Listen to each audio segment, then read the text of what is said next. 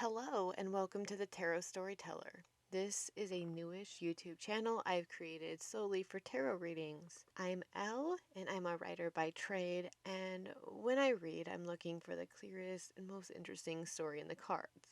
From there, I invite the audience to consider what we found and determine if it has some sort of personal resonance. If so, run with it. If not, let it go. So I approach tarot the same way I'd approach a book, a song, or any other piece of art.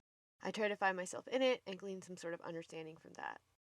Anyway, today's video is a series of general zodiac-based readings for the month of May 2021 for the water signs, Cancer, Scorpio, and Pisces. I will put timestamps in the description box below.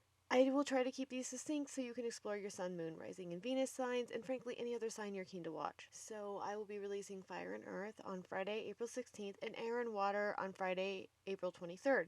If you enjoyed this reading, please consider liking this video and subscribing to this channel. If you have any questions, comments, concerns, please leave those below.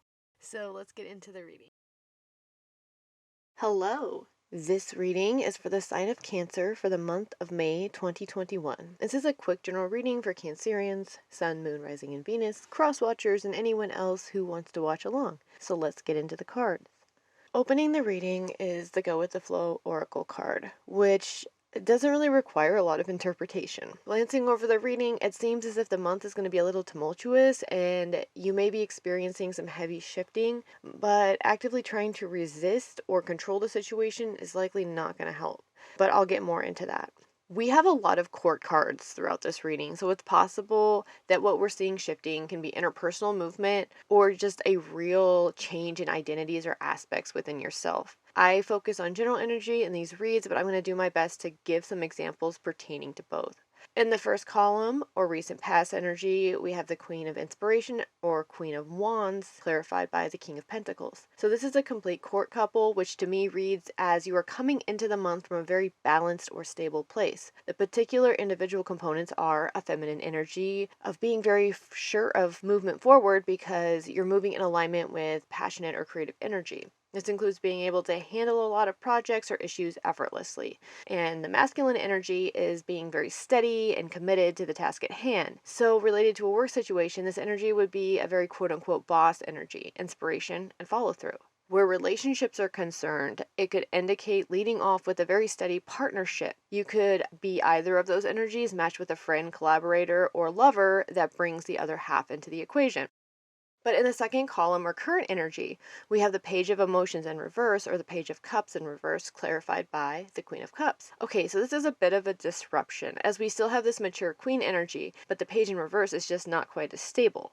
I feel like the Page is indicating a new piece of information or aspect to the project that is perhaps unexpected or even unwanted. There is sometimes a deceptive or seductive side to the Page in reverse, but taking the rest of the spread and the oracles into context, I feel like you will intuitively know how to handle it if that's the case. This is being met by the Queen of Cups energy, which tells me that the reaction to the interruption is likely openness and compassion, even a willingness to integrate it into the situation or learn from it if it's a deal breaker, right? So plugging that back into that relationship thread, it could be that a somewhat unstable or nervous third party enters the arena looking to pull you away from your previous partnerships. And with the Queen clarifying, I feel like you're going to be drawn to it. While I do think that there is discernment to have in this situation, again, with everything about trust, with all the court presence, I feel like the shuffling is something that is meant to not only happen, but teach you something about yourself and your relationships. To be honest with your emotions and move authentically,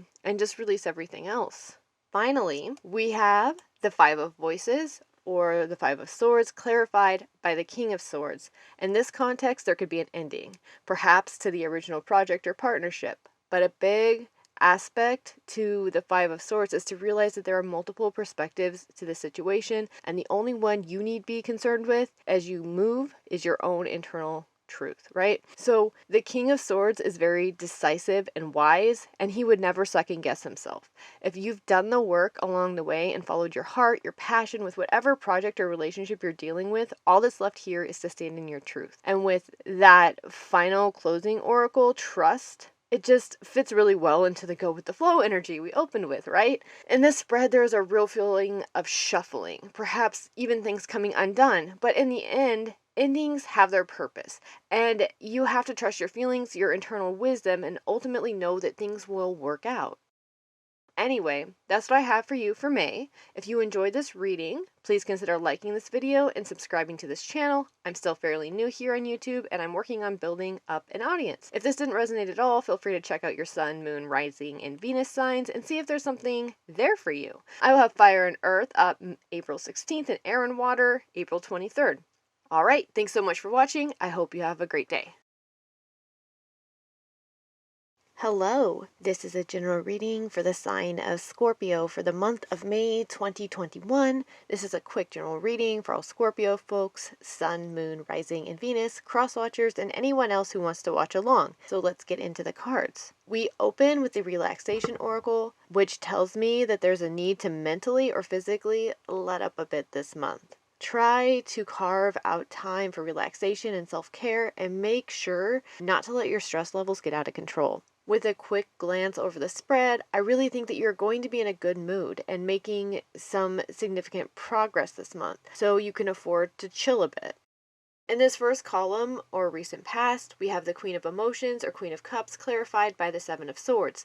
I see this as somebody who is very in touch with their emotions, but they're not really showing it. You may be in a situation where you were holding back your honest feelings because you were afraid it wasn't strategically a good move to show your hand at that point. But in this context, staying quiet could have created a potential snag in a collaborative project, or holding back romantic or kindly critical feelings in an interpersonal relationship could create a problem going forward, right? So in the second column, or current energy, we see that problem. The Four of Emotions, or Four of Cups reversed, clarified by the Six of Wands. So it's possible that holding back caused you to miss an opportunity. Perhaps you stayed quiet when you saw the potential issue or project, or held back, again, with the person you're dealing with, and they moved on. Or perhaps it was a friend who made a mistake because you didn't communicate whatever information you understood about the situation in the past. However, with the Six of Wands, I see you wanting to make this right. You're set on making this a win for everyone involved. So in the final column, or near future, we have Strength, clarified by the King of Pentacles. Whatever the situation is, now there's some persistence and some follow through required. This looks like a bit of work to me. But strength is about having soft control and knowing how much pressure to apply, so there's a finesse to the energy. And the King of Pentacles is a constant, sure, supportive character as he moves towards his goals. So I feel like that initial holding back may have created a bit of work, but it seems like you're dedicated to fixing it. So just make sure you're approaching everything constructively and don't overwork yourself as we loop back to that opening oracle. And with the closing oracle, we have blessings. It seems like if you follow through with all of this and make things right, you'll really find yourself where you want to be. You can make amends, salvage the relationship, help a friend, or repair a project, whatever it is. It's within your reach, and the process is likely to be beneficial for everyone involved. Anyway, that's what I have for you for May. If you enjoy this reading, please consider liking this video and subscribing to the channel. I'm still fairly new here on YouTube, and I'm working on building up an audience, so please interact, and you can leave any comments below as well. If this didn't resonate at all, feel free to check out your Sun, Moon, Rising, and Venus signs and see if there's something there for you. I'll have Fire and Earth up April 16th and Air and Water April 23rd. Thanks so much for watching. Have a great one. Hello. This reading is for the sign of Pisces for the month of May 2021. This is a quick general reading for Piscean folks, Sun, Moon, Rising, and Venus, cross watchers, and anyone else who wants to watch along. So let's get into the cards. We open with the Move Forward Oracle.